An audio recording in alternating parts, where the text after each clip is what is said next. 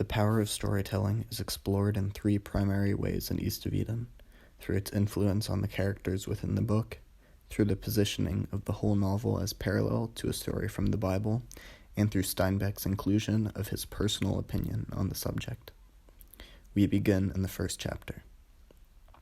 And it never failed that during the dry years people forgot about the rich years, and during the rich years they lost all memory of the dry years. Stories here are introduced in a unique way, namely the lack of them. Steinbeck describes a gray, isolated life in which people live in the moment, without stories to guide them or give their lives meaning. This dreary tone is, however, reversed in Part 2, in which Steinbeck describes the raw power of a story through Samuel Hamilton describing his discovery of a meteor to his sons. "It must have been 1,000 centuries ago," Samuel said, and his sons knew that he was seeing it. He made them see it, as he always did. The reader can feel how enraptured Samuel Hamilton's sons are by his story.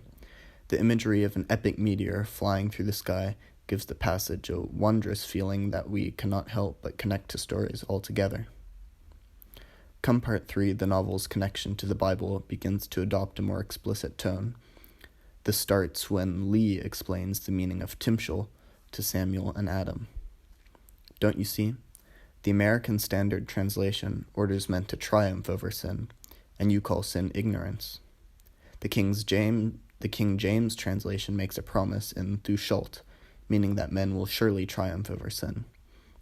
But the Hebrew word, the word Timshel, Thou mayest, that gives a choice. It might be the most important word in the world, that says the way is open." This is an excellent example of how Steinbeck views the power of stories. What Lee is implying through his explanation of Timshel is that we are free to choose our own fate.